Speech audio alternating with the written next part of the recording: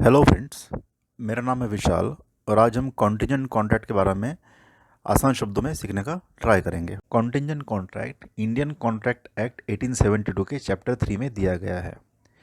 इस चैप्टर में total 6 sections है। First section that is section number 31, इसमें कॉन्टिजेंट कॉन्ट्रैक्ट को डिफाइन किया गया है और बाकी के जो 5 सेक्शंस है दैट इज 31 टू 36, इसमें वेरियस परम्यूटेशंस और कॉम्बिनेशंस दिए गए हैं एक्शंस और इवेंट्स के, मतलब किस इवेंट्स में कॉन्ट्रैक्ट इन्फोर्सेबल होगा, किस इवेंट में इन्फोर्सेबल नहीं होगा, किस इवेंट में वाइड हो जाएगा।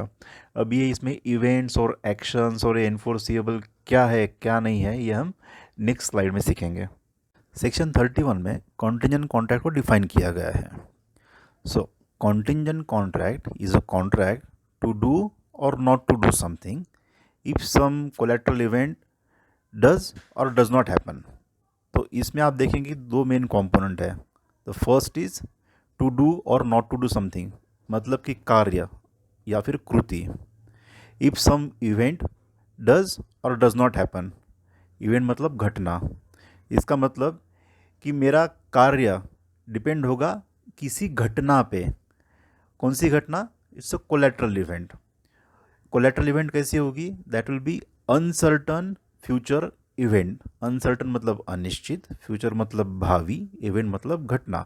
मतलब मेरा कार्य कि मुझे करना है या नहीं करना है, ये डिपेंड होगा किसी घटना पे जो फ्यूचर में होगी या नहीं होगी।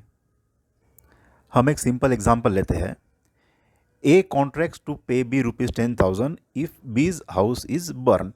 अभी इसको हम डेफिनेशन से लिंक करते हैं कि ए ने बी से कॉन्ट्रैक्ट किया कि ए बी को 10,000 रुपये देगा अगर बी का घर जला तो इस केस में एक्शन क्या है या फिर कार्य और कृति क्या है कि ए बी को 10,000 रुपीज़ देगा। ये कार्य है, लेकिन वो किस घटना के ऊपर आधारित है, किस घटना के ऊपर बेस्ड है? वो बेस्ड है बी का घर जलेगा तो यहाँ पे ये घटना कैसी है? It's a uncertain future event. Uncertain क्यों बोल रहा हूँ? क्योंकि बी का घर जल भी सकता है, नहीं भी जल सकता। एज पर दिस कॉन्ट्रैक्ट अगर बी का घर जला तो ए बी को पैसे देगा, मतलब कि ये कॉन्ट्रैक्ट एनफोर्सिबल होगा। लेकिन अगर बी का घर नहीं जला तो ए बी को पैसे नहीं देगा, मतलब ये कॉन्ट्रैक्ट अनएनफोर्सिएबल होगा। मतलब ए का बी को पैसे देना डिपेंड करता है एक अनसर्टन इवेंट पे, दैट इज़ बी का घर जलेगा या नहीं जलेगा उसके ऊपर। जैसे आपको मैंने पहले बताया कि सेक्शन 32 से लेकर 36 तक परम्यूटेशंस और कॉम्बिनेशंस है इसी डेफिनेशन के ऊपर बेस्ड। तो अभी हम यहाँ पर ही आपको 4 परम्यूटेशन कॉम्बिनेशन मिल जाएंगे, that is to do something if some uncertain future event happens, or not to do something if uncertain future event happens. Third combination, to do something if uncertain future event does not happen. और fourth combination, not to do something if uncertain future event does not happen. Section 32 जो है वो first scenario दिखाता है। इसमें contingent contract based है on the happening of an event, मतलब किसी घटना के होने पर ये कॉन्टिजेंट कॉन्ट्रैक्ट एनफोर्सेबल होगा। तो इसमें हम एक एग्जांपल देते हैं। ए ने सी को एक घोड़ा बेचने की ऑफ़र दी है और सी ने अभी तक उसको उसका एक्सेप्टेंस नहीं दिया है, तो A is waiting for the acceptance. Meanwhile B ने ए को कॉन्टैक्ट किया कि भाई आपका घोड़ा मुझे बेच। तो ए ने बी से कॉन्टैक्ट किया कि हाँ मैं मेरा घोड़ा आपको भेजता हूँ, बट वो डिपेंड होगा अगर सी घोड़ा खरीदने को रिफ्यूज़ करता है तो। मतलब यहाँ पर ए का बी को घोड़ा बेचना किस चीज़ पर डिपेंड है?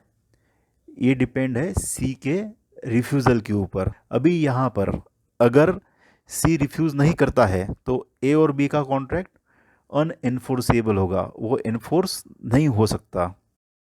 अभी अगर जिस इवेंट के होने पर एक कॉन्ट्रैक्ट कॉन्टिजेंट था, अगर वो इवेंट ही इम्पॉसिबल हो जाए तो क्या होगा? अगर इवेंट ही इम्पॉसिबल हो जाता है तो कॉन्ट्रैक्ट वॉइड हो जाएगा। For example, if A contracts to pay B a sum of money when B marries C, मतलब अगर ए बी से कॉन्ट्रैक्ट करता है कि बी अगर सी से शादी करेगा तो बी को मैं पैसे दूंगा, लेकिन इस केस में अगर सी मर जाए शादी के पहले तो the event on which it was contingent has become impossible, तो इस केस में ये कॉन्ट्रैक्ट वॉइड हो जाएगा। अभी हम पढ़ेंगे section 32, that is contingent contract to do or not to do anything if uncertain future event happens cannot be enforced by law unless and until that event happen. If the event become impossible, such contract becomes void.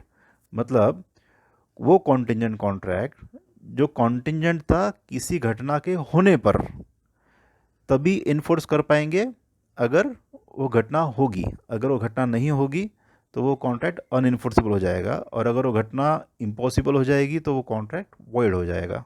Simple. Section 33 is exactly opposite to section 32।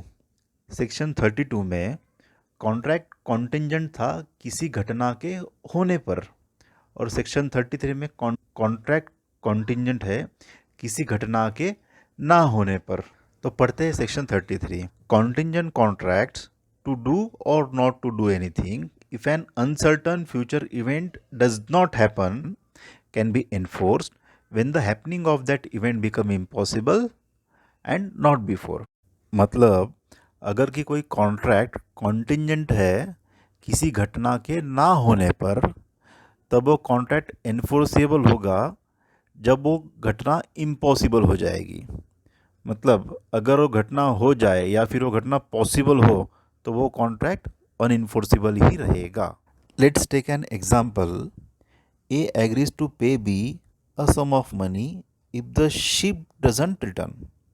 मतलब यहाँ पे कौन सी घटना होनी नहीं चाहिए, ship वापस आनी नहीं चाहिए, तो वो शिप समंदर में डूब गई, तो इस केस में कॉन्ट्रैक्ट एनफोर्सेबल होगा क्योंकि ये कॉन्ट्रैक्ट डिपेंड था on not happening of an event that is non return of a ship. अब मान लो इस केस में शिप वापस आ गई तो ये कॉन्ट्रैक्ट एनफोर्सेबल होगा क्या? नहीं। सेक्शन 34 उस सिनारियो के बारे में बात करता है जो कि कॉन्टिंजेंट है on the future conduct of a living person.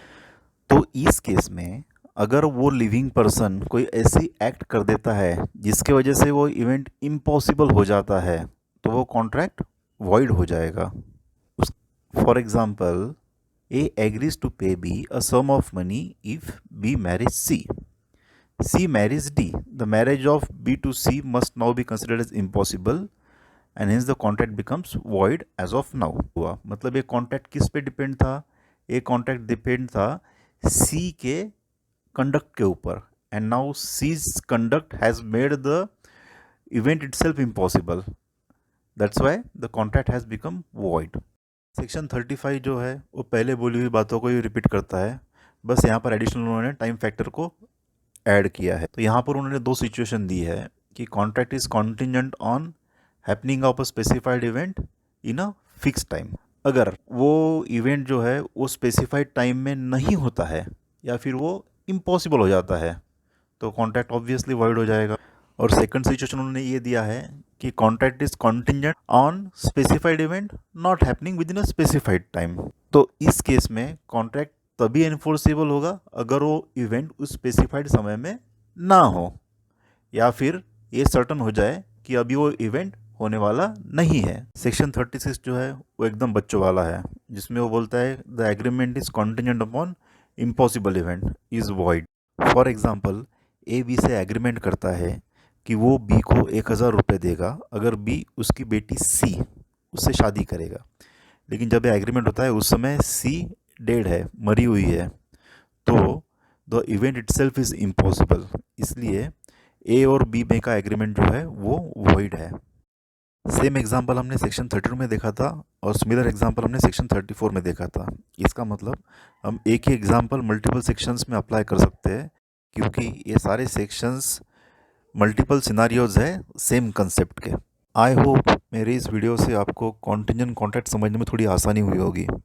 Thanks for learning my dear friends, all the very best, see you in next video. Thank you, bye bye.